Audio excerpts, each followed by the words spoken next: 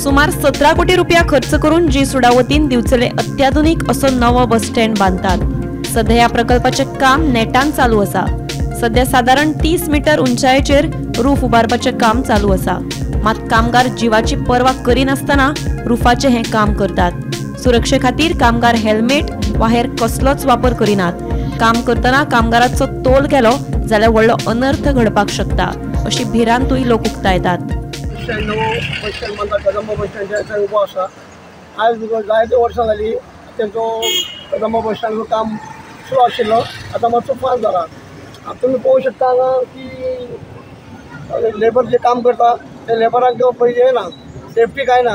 फाल्यां कितें इन्सिडंट जावंक शकता, कितें जावंक शकता ती काळजी घेवची अशें म्हाजी तें आसा, विनंती आहे। आनी कितें आसा बस स्टँडाचो काम खूब स्लो आसा आनी बेगीन ते बस स्टँड जावंक जाय।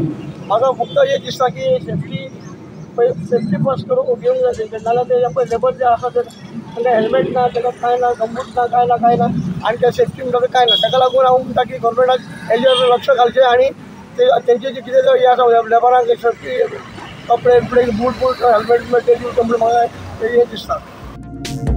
गोमंतक टीव्ही खातीर दिवचलच्यान रिपोर्टर तुकाराम सावंत।